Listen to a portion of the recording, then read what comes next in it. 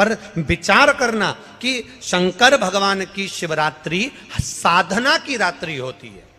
शंकर भगवान की शिवरात्रि एक आराधना की रात्रि होती है।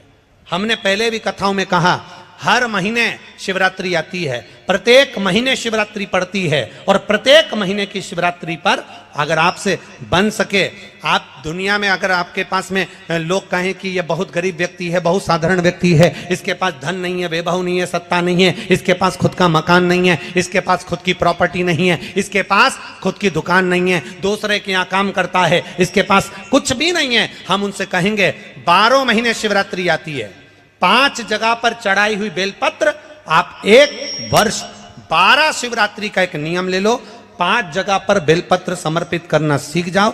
एक बेलपत्र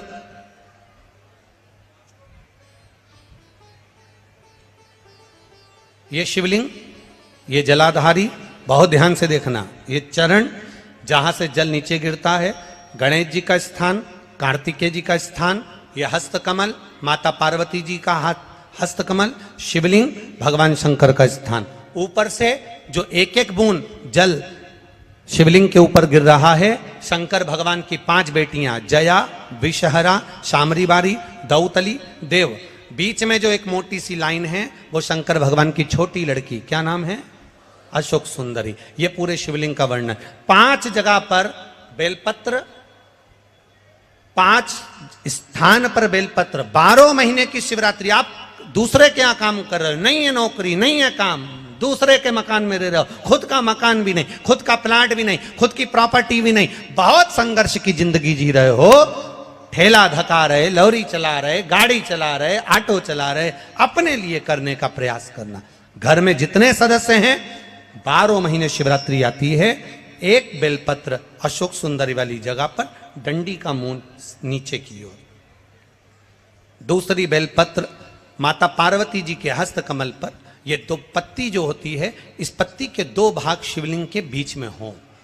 तीसरी बेलपत्र भगवान शंकर के शिवलिंग पर, डंडी का भाग आपके विपरीत दिशा में हो, विपरीत दिशा में।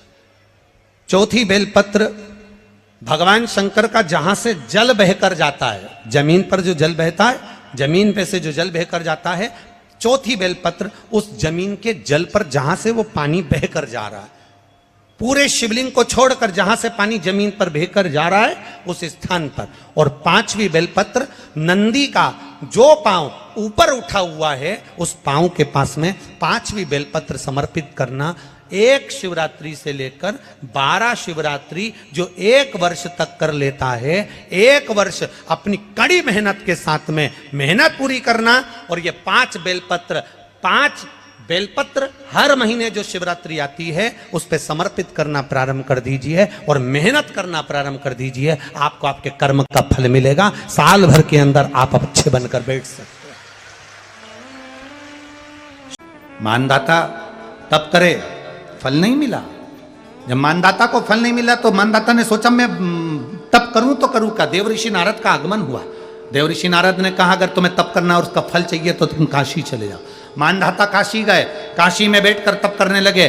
केवल काशी में बैठकर उन्होंने तप करा तो कैसा करा, केवल एक बालू का शिवलिंग बना लेते थे और बालू का शिवलिंग बनाकर उसकी आराधना करते थे, उसकी पूजन करते थे। पूजन करते, गंगा का जल लाकर बालू के शिवलिंग पर डालते, उनको समर्पित करते। बस वो बालू के शिवलिंग की आराधना करते करते करते करते करते करते थोड़ा सा समय निकला। उनको नहीं मालूम कि एक शिवरात्रि निकल गई, दूसरी शिवरात्रि आई है। हर महीने शिवरात्रि आती है, प्रत्येक महीने शिवरात्रि पहुंचती है, प्रत्येक महीने आती है।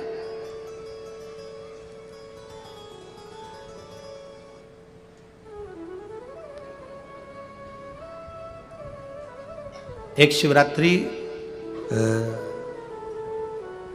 अपन पंजाब में थे, भटिंडा, तब पड़ी थी। जनवरी की पड़ी थी, वो जनवरी की। अब फरवरी की जो शिवरात्रि पड़ेगी वो अपन झारखंड में रहेंगे 5 तारीख से 9 तारीख के बीच में, तो बीच में शिवरात्रि पड़ेगी। इसलिए उस कथा का नाम पतालेश्वर शिव महापुराण की कथा रखी है। हड्डी उसमें मूल है आपका बुढ़ापा ना बिगड़े उसके लिए वो कथा है। 5 दिन की कथा है, 2 बजे से 5 बजे तक आएगी आस्था चैनल पर भी। और झारखंड के आसपास के जितने श्रोता हैं सब सुनो। जमशेदपुर में काजू बागान में वो कथा होगी, बड़े प्रेम से सुनो।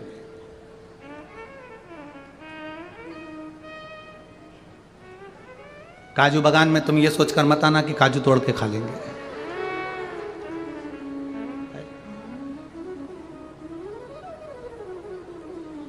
दिल से सुनो उसको। पातालेश्वर शिव महापुराण की कथा।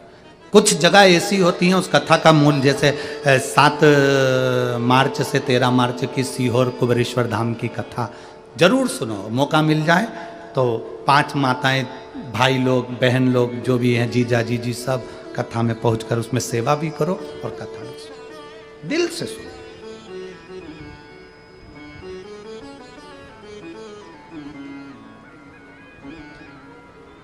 भगवान की भक्ति को धारण करिए। मानधाता ने बालू का शिवलिंग बनाया, पूजन करना प्रारंभ करी, गंगा जी का जल ले जाकर चढ़ा देते।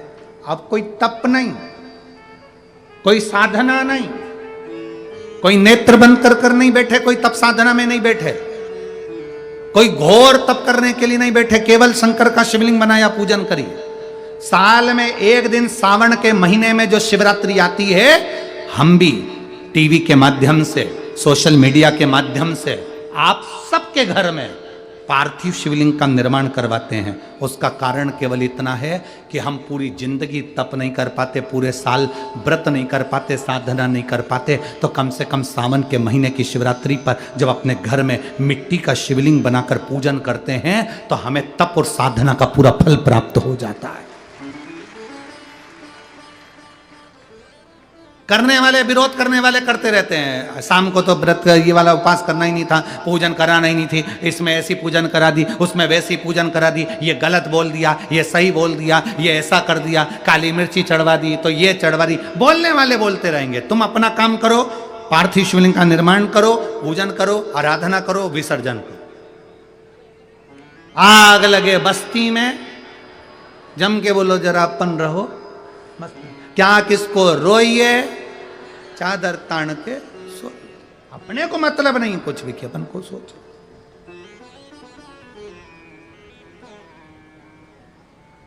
अपनी जिंदगी का सार्थकता सिद्ध करा। मानधाता ने अब कोई तप नहीं करा, मानधाता ने अब कोई साधना नहीं करी, मानधाता ने अब कोई आराधना, बस एक काम करा, शिवलिंग का निर्माण, उसकी पूजन। आपसे भी निवेदन करते हैं, समय मिला करें, हफ्ते 2 हफ्ते में गमले के अंदर ऐसी मिट्टी को उठा लो शिवलिंग जैसी, और जल चढ़ाकर पूजन करके वहीं विसर्जन कर दो। उसी गमले में उसी मिट्टी को वहीं विसर्जन करो।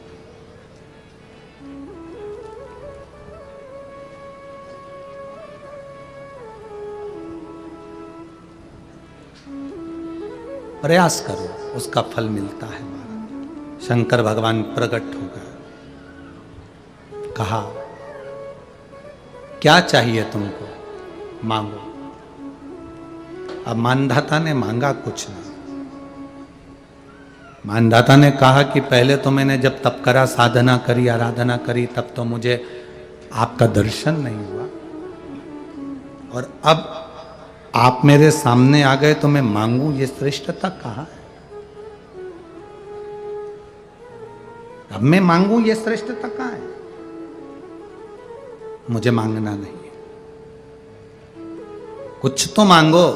नहीं, मानधाता ने कहा बस इतनी कृपा करना, प्राण छूटने का जब समय आए तो मेरा शिव सामने हो, और मेरा ये आत्मा, मेरी जब मृत्यु हो तो ये आत्मा शिव में और कैलाश में विलीन हो जाए, बस ऐसी कृपा कर, और कुछ भी नहीं,